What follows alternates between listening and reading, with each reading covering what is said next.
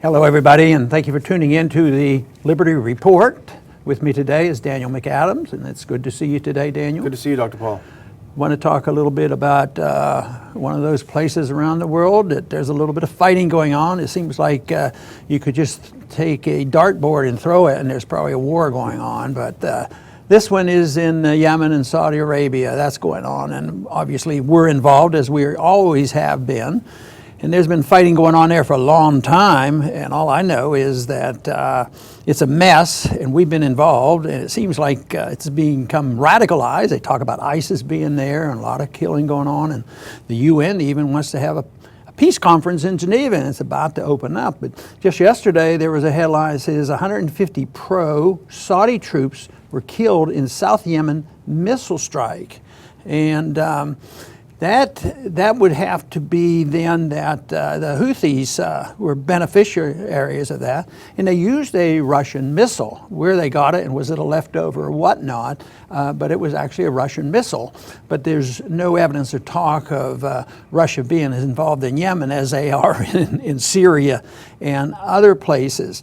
But you know, our government, and I know you're very much aware of this, we've been pumping a lot of money, and I've had a lot of severe criticisms thrown at me on national TV because I said don't send any money. But since 2010, you know, they say this civil war just started a year or so ago, but since 2010 we have sent $90 billion worth of weapons to Saudi Arabia, and they haven't used their troops. So this is a big deal for the Saudis because they have troops in there and we're their allies and we provide services. But just this last week there was another bill or an agreement that we would send Saudi another $1.3 billion worth of weapons, 13,000 smart bombs. What do you think the odds are that there's going to be a successful peace negotiation? You know, I'm all for negotiations. I want to talk to people. But under these circumstances, with this massive expansion, what's going to happen in Geneva, as I imagine, is just getting underway right now. Yeah, well, they did try in June, and they left without any kind of agreement. So, you know, we could hope that there would be a better agreement now, a better chance for an agreement. The Saudis, I would guess, you know, we talked about this a little bit yesterday, they are in somewhat more difficult financial straits with the price of oil and the fact that they've expended billions of dollars to overthrow Assad in Syria and in this Yemen war. They've had to import, I think, tens of thousands of mercenaries from Africa because they don't have any real soldiers to speak of. But what's interesting about Yemen, you make the excellent point that this didn't happen overnight. And it's funny that Yemen, Libya, Syria, Egypt, all of these hotspots, it all started with this thing called Arab Spring in 2011, which was sold to us as this great democratic awakening, but many people found the fingerprints of the State Department on all these things, and as could be predicted, it seems like the chaos that it produced is ongoing. And the State Department is working hand in glove with our CIA, and they've been involved all the way back into the 1950s in that region. So that is obviously ongoing. But you know, the amount of weaponry that we're going to be sending, that bothers me, because you mentioned the financial straits that Saudi may be moving into and how much cash they have, and the oil crisis isn't going to end right away unless they stir up the prices. But you know, these sales are probably guaranteed by the Export-Import Bank, and I'm sure many times countries have come up short, and then our government guarantees these loans, and so it falls back on the taxpayers. Sometimes they're literally gifts. I mean, we provide literal money to buy weapons, you know, to Israel, and those aren't loans. So it's a big financial deal, and there's a lot of profits to be made here when you think of all these numbers. But the odds of them coming up with a sensible approach and people being settled on this, I think, are slimmed down. But it's characteristic that once there's a skirmish and somehow they stir up, you know, a revolutionary spirit, it seems like if we hadn't started it, we quickly move in, then all of a sudden it deteriorates. And there, of course, there's an article that says Islamic State gains strength in Yemen, challenging Al-Qaeda.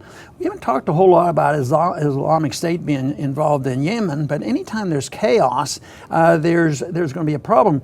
But I guess we have to figure out whose side are they on this time, you know, because we know about ISIS in Syria, and we're against them, and yet we helped start them.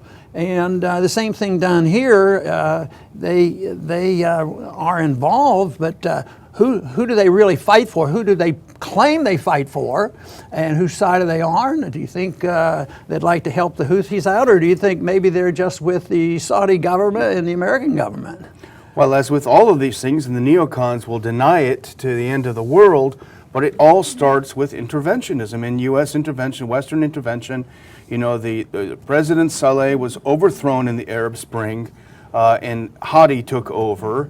And Hadi was basically an American and Saudi puppet, and he supposedly allowed the Americans to bomb what little Al Qaeda was existing in Yemen. But this also isolated the Houthis, who felt marginalized. It's a tribal group, and they felt marginalized, and they felt increasingly unhappy. So they moved in to overthrow this overthrower, you know, and it gets convoluted. But you point out something that's exactly the case. And here's a preview of Syria if the U.S. and Turkey has its way. That in this chaos that was created by all of this intervention, ISIS walked into the open door and established itself. And if you look at what's happening in Yemen right now, you cannot deny that ISIS is a de facto ally of Saudi Arabia and the U.S., because the U.S. is involved as well. So we are fighting with ISIS with the same goal to overthrow the Houthis, who they claim are close to Iran, which is really not necessarily the truth. So here you have this convoluted thing. And you think what you're talking about should come up when they're in the Senate talking about this. And the Foreign Affairs Committee, run by Corker and Cardin, is it? The Democrat. And they talk about this and they say, oh, yes, you know, we got to keep tabs on that. But they approve it, all the weaponry. But we'd like to have periodic reports so that we know exactly, you know, what's going on. And then the civil liberties issue comes up because, you know, even though Saudi has all this credibility with the United Nations, that they're the champion of civil liberties, and they're supposed to protect us against them, this comes up and they say, well, we're going to take note of that, and when we hear reports, we will investigate it to find out if there's been any violations or any civilians killed. How dumb do they think the people are? Yet most people, you know, don't get involved. I mean, it's so distasteful. And to try to sort all this out, all what's going on with Saudi Arabia and the different factions and the Al Qaeda, you know, we've been involved at one time or another helping to establish it, and we turn and we have to fight them. You know, whether it was the Taliban and the Mujahideen, and whether it was Hamas, and now it is Al Qaeda and ISIS, and we're always wanting to use them. And they always end up with our weapons, and they end up with us, you know, we work hard to really stick it to the Russians on economic reasons, and we can punish them, but we couldn't stop a bit of trading of oil, you know, in Syria, which ISIS is making, that's how they finance their program. And yet today, just think of the success of the propagandists. I mean, they have the American people so riled up that they'll do anything, and every candidate, except maybe one or two, won't be so anxious, well, we need to bomb and kill more of these people because that's what the American people want. But the American people think that, you know, we've had this one very bad episode in California, and yet it was like somebody dropped a nuclear bomb on us. And you know, how many people were killed there? Was it 14 or something? Yeah. And yet, that's totally in the news. It saturated the news for weeks. It still saturates the news to build up this fear and intimidation so that everybody capitulates, Republicans and Democrats, and there's really no debate except who's going to bomb the most, the fastest. Never do they really seriously consider, you know, our policies are ridiculous. So that is really what we need to do someday, I would think. It's interesting, you talked earlier about how the Senate says, well, we'll look into any reports of violations with Saudi Arabia. But look, contrast that with how the U.S. reacts in places like Ukraine and Syria. If there's even an inkling that something happened, the accusations and conclusions come before there aren't even any investigations, you know. And here's, I was just reading earlier, Amnesty International conducted a mission in Yemen, and they found that Saudi Arabia had deliberately targeted grade schools in Yemen 5 times between August and October 2015, killing dozens of kids, targeting these schools, and yet it doesn't have any effect on the Senate. But we've had presidential candidates in this campaign literally say you should do that. Yeah, that's true. You know, go after their kids and go after the civilians. They have to be taught a lesson. But where I think the lesson needs to be taught is in our leaders in Washington, but the current crop will not listen because I think they have been so brainwashed, and I don't know whether they all believe it or they're all bought by money or just what, but they're brainwashed in the sense that even the good people that you think are well-intended, they go along with this stuff because they are so intimidated by the patriotism that if you don't do this, you're not pro-American, you're not pro-military, and therefore they go along with it. And they feel a patriotic duty to say that we have to go to war. We're at war against Islam. And if we don't do that, you're a wimp. Yeah. And you're not for America anymore. I think Americans are also confused because on one hand, as you point out, there's all of this scaremongering, fear-mongering about ISIS, the worst thing ever. We've got to bomb them everywhere and anywhere.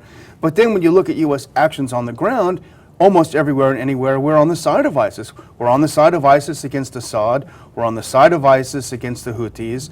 So I'm wondering if at some point America, and actually I noticed that on our social media at the Institute and even on yours, more and more people are saying, you know, why are we fighting on the side? So I think people are starting to wake up that there's a huge disconnect between the rhetoric and the actions on the ground. There must be a lot of people still who get their propaganda, the political propaganda, from the major networks. Because can you name one major station that would present even a balanced approach to all this? There's nobody that will do this. There's probably one, but they will be totally discredited. Your patriotism will be challenged. If you say RT sometimes comes up with a pretty good assessment, and they say, oh no, that's just propaganda.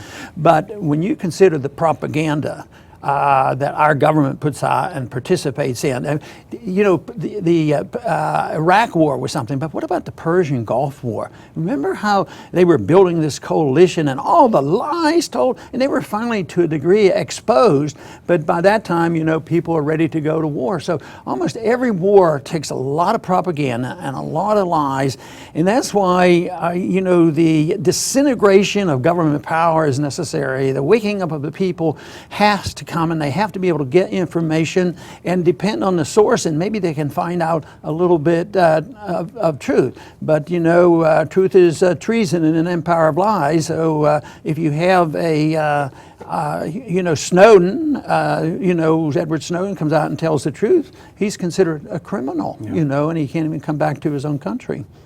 Well, I think hopefully Americans will realize someday that they're literally being robbed by the elites. The military-industrial complex enriches a small layer of very elite people in the U.S., and it impoverishes Americans. And I think when they realize that they're being robbed under the false patriotic promises, maybe they'll finally start listening. Well, you know, that is a tool that they use, because there's the economists and the politicians who actually argue that you know, war is good for the economy. That's how we got out of the Depression, and we had to fight these bad guys anyway, but it'll be good for the economy. But what they should look at is $90 billion of weaponry that went to Saudi Arabia, another $1.3 billion, and all our foreign aid packages, and trillions of dollars now for the Middle Eastern war. And then they say, well, you know, it's not a big deal. Well, it is a big deal. Why don't they look at the middle class? Why don't they look at the labor participation rate? The percentage keeps going down and down, and everybody knows that the middle class is getting wiped out, but they never tie it into foreign policy. Of course, they need to tie it into monetary policy and spending policy, but the big spending is this. But this is sacred. There's only a rare Republican who's going to be willing to say that, you know, we have to look at the military spending. And the one thing that I tried to emphasize when I was in Congress and in politics is that there's a big difference between military spending and defense spending. Because if you say, well, no, I'm not for defense spending, I'm going to vote against all defense bills. Well, that's a lot different than say, I'm opposed to militarism, military operations, preemptive preemptive war, involving ourselves in internationalism where we occupy these countries, have an international foreign policy where we believe it's our job to be the policeman of the world. That is what has to be challenged. But today, people go along, and right now, the hype is so great. It really is fearful on the number of people who say that we have to expand the war against ISIS. They killed 20 people last week. The end of the world will be here if we don't take them on. And what do they do about the 45 to 50 killed every night in the inner city, in the drug wars, the drug gangs going on? Do they care about those lives? It seems like they don't, because they don't count about it, and that's domestic terrorism. But if they can say that there's an international evil monster out there and we can expand our military, we also join in this fight. And if you don't, you're not an American, you're unpatriotic, and yet I truly believe that people who have a non-interventionist foreign policy and a central economic policy really care about the people, because that's the only thing that will provide prosperity and peace for our country. That should be our goal, and it shouldn't be to be the policeman of the world. We'd like to thank everybody for tuning in today to the Liberty Report, and please come back soon.